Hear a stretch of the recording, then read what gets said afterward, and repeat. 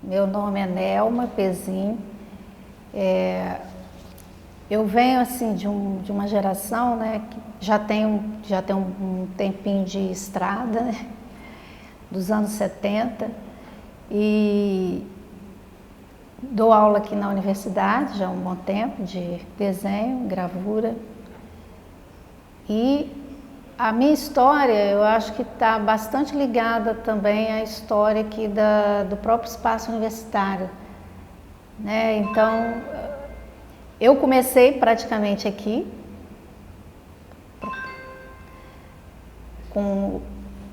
na época eu quando era estudante ainda, tinha os salões de arte que iniciaram aqui, né? Que eram salões de arte universitária, no qual eu participei de alguns, inclusive esse trabalho que está ali exposto. Então, assim, eu acompanhei bastante esse início, ainda como estudante, depois como professora também. E a criação do espaço, acho que foi um local muito importante na época para a gente, porque era um local que incentivava a produção de pessoas que estavam iniciando, né? Então foi bastante importante, o movimento era muito bom e tinha sempre todo tipo de informação partia daqui e também da Galeria de Arte e Pesquisa, né, que pertencia ao Centro de Artes. Também era um grande incentivo às novas gerações. E essa exposição, de uma forma muito interessante, que quando eu entrei na exposição, eu logo assim lembrei desse período, porque exatamente pelos artistas que estão expondo, né? Muitos eu conheci pessoalmente, a maioria, outros foram meus alunos dos anos 90, né? E também tem toda uma afetividade, né? Talvez aqui nessa exposição, e que você vai também remetendo à sua história, entende? Então tem a história do período que a gente vivia, né? Que a curadora resgatou aí. Na verdade, a ditadura, quando eu era estudante, estava acontecendo na época, né? Então a gente tinha muita dificuldade realmente de se expressar. Eu acho que o desenho, para mim, teve um pouco disso, né? De realmente tentar falar alguma coisa e tal, meio que por metáforas, né? Então, o trabalho que está aí, ele é uma metáfora, na verdade, assim, né? Tem um aspecto que ele não é claro para quem está vendo, assim, exatamente, ele não remete a alguma coisa que você possa denunciar algo, né? Mas eu acho que o conteúdo dele é por camadas, né? Aos poucos você vai desvendando. Até para mim, porque à medida que você olha, você vê mais coisas, e o olhar do outro, né, no caso também, acaba resgatando a sua memória. E então tem um que é um pouco mais dentro desse clima, né, de falar por metáforas, e o outro um pouco mais aberto, que é aquele que tem a figura gritando e tal. Já vem o primeiro é de 78 e o outro é de 80, 81. Então já tinha abertura política e tal, mas ainda tem esse clima fechado, né, e envolto assim numa coisa nebulosa, e que a gente também sofreu inconscientemente, a gente acabava colocando no trabalho, porque é a sensibilidade, né, a vontade de se expressar, de colocar um pensamento. Então a gente é de uma geração que passou assim muito próximo a isso, né? Então você não podia falar certas coisas, você tinha que estar sempre camuflando o que você ia falar. Então acho que isso está muito presente talvez nessa exposição, com outros artistas também, que passaram, que eram pessoas que já estavam no circuito de arte. Eu era uma estudante na época, E esses outros artistas, como Gershman, a Ana Letícia, Zílio, Carlos Zílio, eram artistas que já eram consagrados, né? Então, eu também tive essa oportunidade, através da Galeria de Arte e Pesquisa, de estar em contato com esses artistas pessoalmente. Então, foi uma época muito rica nesse sentido. E nos anos 70 e meados até mais anos 80, a arte era muito conceitual e o desenho, por incrível que pareça, é muito presente. Então, a gente tinha, assim, tanto lidava com instalações como desenhos, da forma mais tradicional, no papel. Então, assim, a pintura era muito pouco, aparecia muito pouco. Então, a gravura, o desenho, a Lígia Pape também, que aparecia muito nessa época, já com as instalações e tal. Então, a gente teve um contato, assim, com dois extremos, talvez, né? Por a gente estar numa cidade também pequena e tal. A coisa das técnicas mais tradicionais e uma arte extremamente, assim, o que chamava antes de vanguarda, né? Que não existe mais. Mas, então, a gente tinha esse conflito também. E pouca coisa de pintura. Então, isso anos 70, meados de 80. Depois, com essa história de dar uma revisitada na pintura, né? Então aí as pessoas começaram a prestar mais atenção, surgiram pessoas novas e tal. Então isso já veio do meados dos anos 80, 90, eu também tentei acompanhar essa coisa. Então, de repente, eu acho que eu entrei um pouco em conflito. Então, assim, começaram a surgir movimentos de pintura e tal. Eu falava, por que eu não estou pintando também, né? Aquela coisa. Então, aí eu me aproximei a partir de festivais, que a gente frequentava muito. Tinha também workshops, né, que os artistas, a partir da Funarte, tinha um projeto também que era muito interessante, que a Galeria de Arte e Pesquisa propôs, de vir um artista residente, né, e ficava uma semana aqui, e esse contato foi muito interessante. E aí era pintura, então foi quando eu conheci o Carvalhosa, não, é o outro, é o que eu agora perdi um pouco. Nuno Ramos também, mas foi o pessoal da Casa 7, né? E aí ele veio nesse período, ele veio Fábio Miguez. Então por isso que é bom a gente lembrar, assim, anotar. Então, nesse período eu participei dessas oficinas e tal. Aí que eu conheci o Fábio Miguez, ele trabalhava com os artistas, inclusive eles se voltavam muito assim para uma pintura, mas não tão tradicional, de meios mais de você fazer sua própria tinta, aquela coisa. Depois, mais adiante, eu fiz também uma oficina com Paulo Pasta no Festival de Verão. Então, foi um período assim de muita busca de o que fazer com a pintura, por exemplo. O desenho já estava assim no sangue, né? Vamos dizer assim. Mas aí o que fazer com isso? O que fazer com a pintura e tal? Também frequentei com a Kate no Festival de Verão. Então teve esse Fajardo, era uma coisa assim meio maluca, né? Porque você fazia com um, fazia com o outro e aquilo ia entrando, ia contaminando de alguma forma. E aí eu não gostava muito de nenhuma tinta, nem tinta a óleo e nem tinta acrílica. Então eu falei, o que eu vou fazer? Eu gostava de aquarela, essas coisas. Aí eu comecei a fazer a tinta a partir da cera, né? Que é uma encáustica, mas não tão nos moldes tradicionais. Que ele fazia, ele pegava o pigmento, a própria tinta óleo jogava na cera e fazia, né, o Fábio Miguez. E aí, a partir daí eu comecei também a fazer as minhas experiências.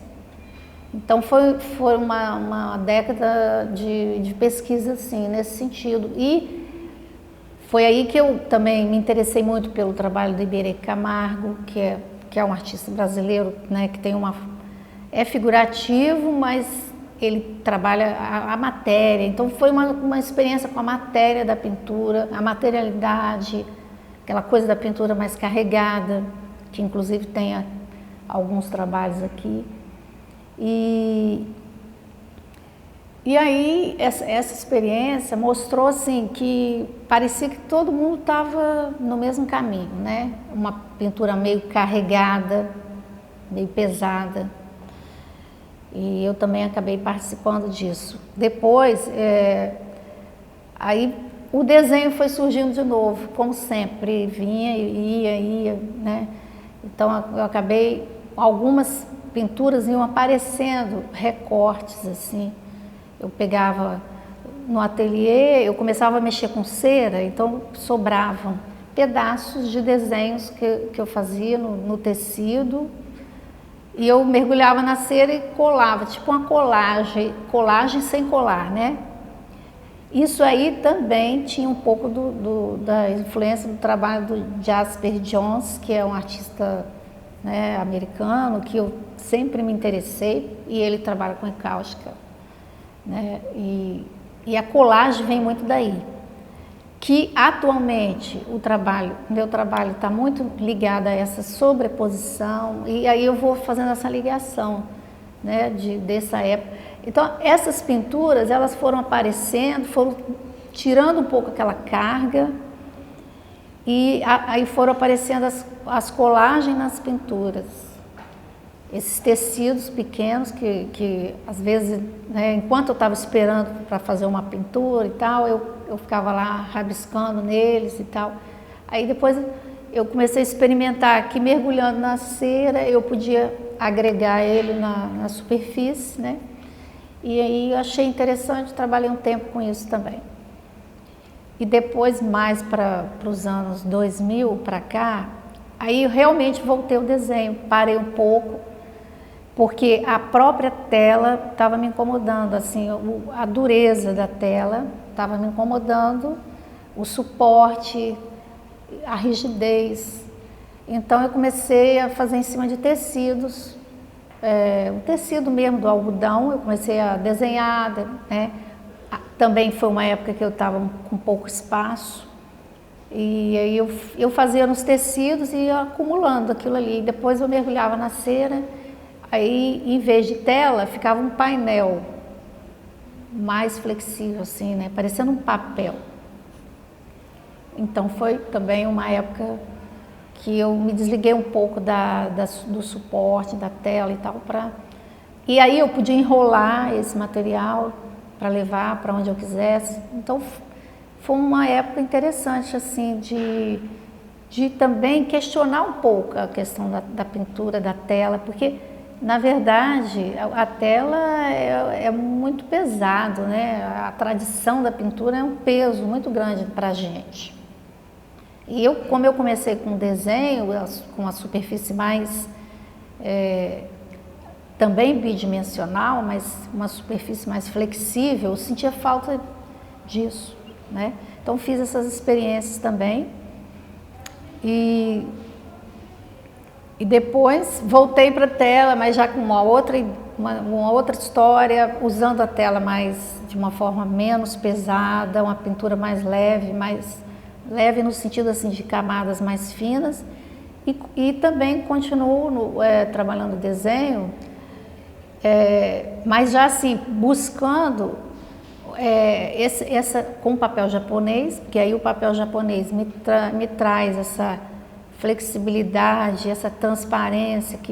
Então eu faço uma colagem, quase uma colagem que não é colada também, mas que pode ser sobrepostas. Então eu tenho também uma coisa de você, estou aqui, estou desenhando um pedaço de papel, e aí eu vou juntando aquelas coisas, vou juntando aqueles pedaços, e aí quando eu vou juntar no outro desenho, no papel, aí eu não penso assim, isso aqui tem que ser coerente com aquilo. Então eu gosto de colocar as coisas assim, sem essa preocupação. Uma coisa discorda totalmente da outra, então eu gosto disso.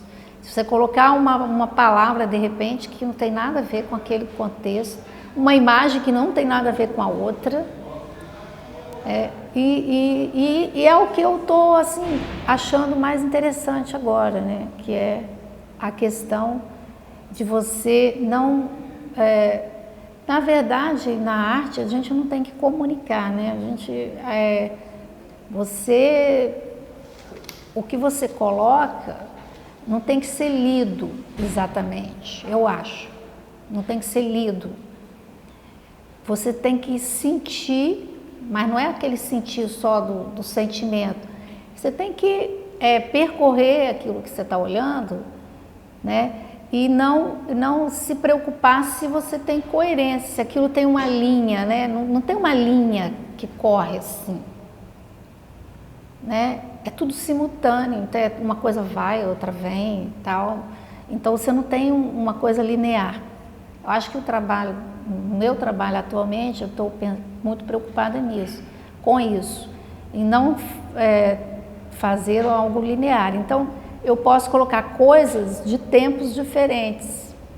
Uma coisa que eu fiz num período, uma coisa que eu fiz agora, então eu posso estar misturando essas realidades, esses momentos também, e construir um trabalho, né? E o trabalho da gente também acadêmica acaba influenciando, né? O fato de você dar aula, aquela coisa toda.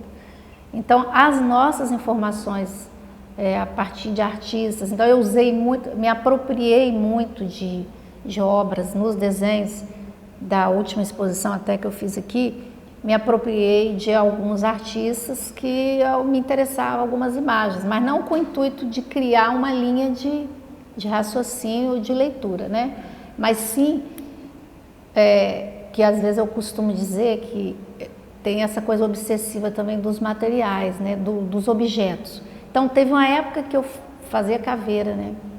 Ossos. Então eu gostava dos ossos. Os ossos era sempre um assunto para mim. Aí todo mundo falava, gente, como é que você vai vender um trabalho com ossos? Ninguém vai querer, né? Porque é muito feio, não há um assunto. Isso foi na década de 90. Na crise dessa história da pintura, e agora eu posso pensar um pouco de fora, talvez, a questão da morte mesmo, né? Não a morte do ser, mas a morte da própria pintura, daquele contexto que estava acontecendo na época de discussão, se era, não era, se tinha que fazer, não tinha que fazer, né?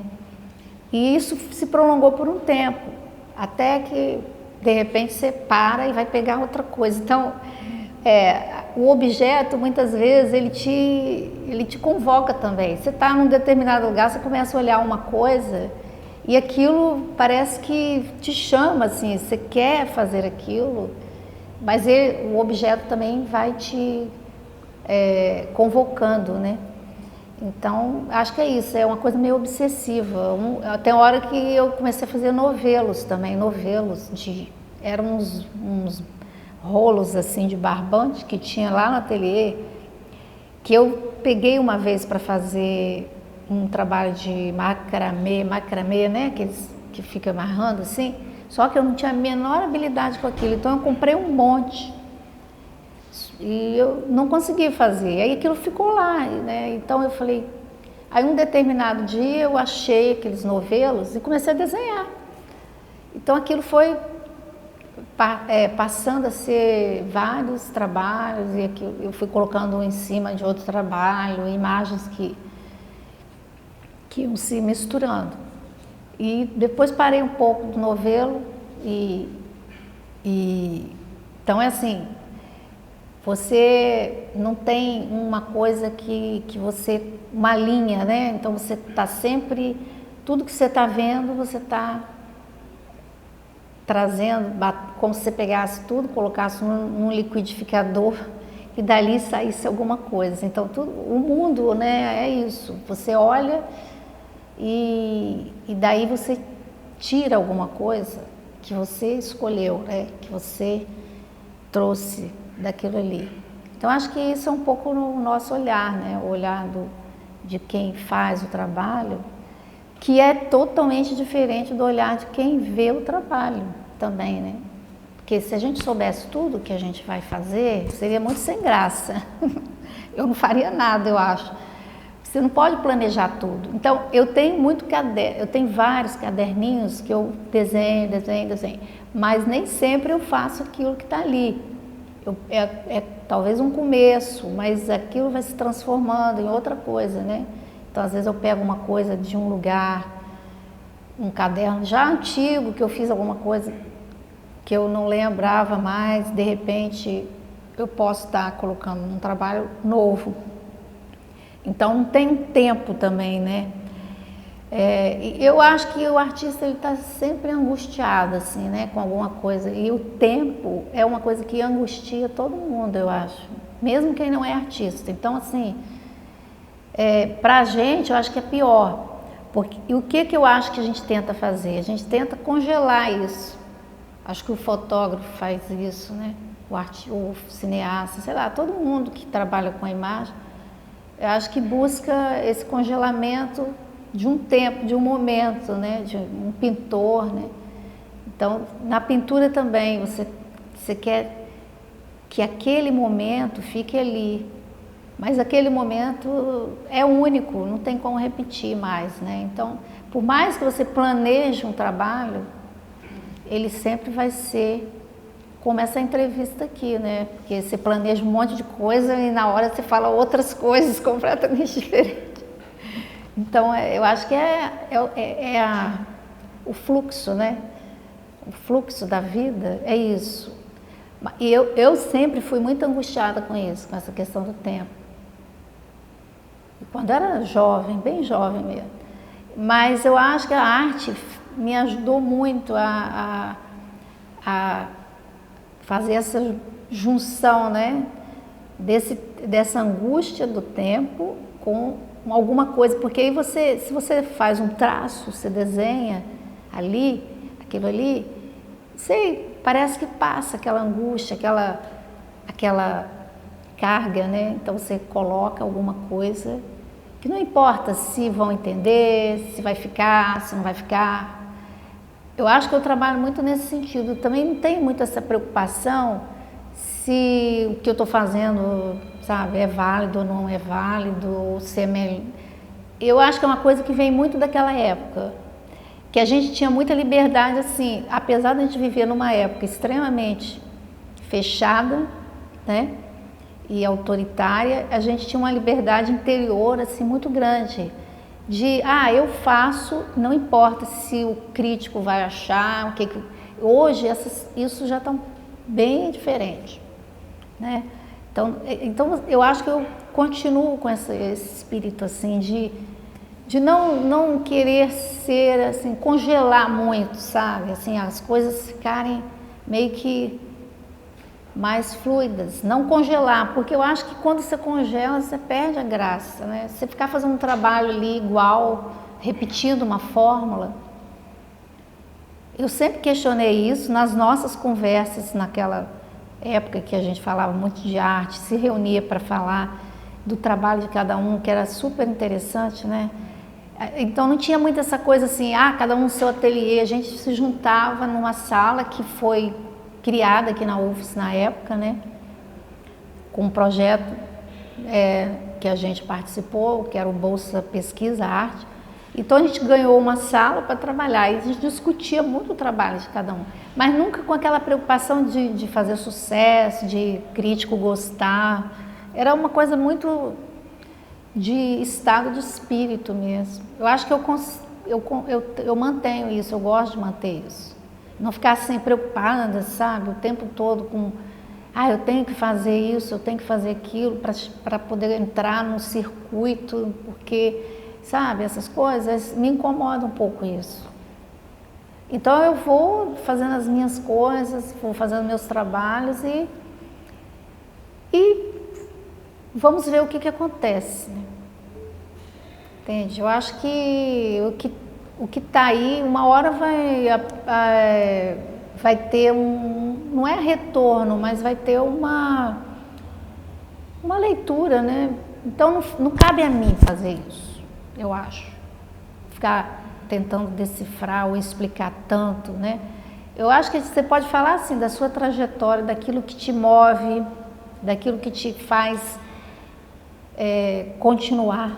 Eu acho que eu vou desenhar, fazer arte assim para sempre, assim, até ficar bem velhinha, entendeu?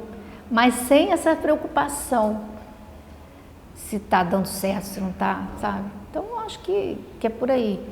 Eu sempre falo isso com os meus alunos também, para não ter essa coisa de querer fazer sucesso logo, porque o que você tem que fazer é trabalhar.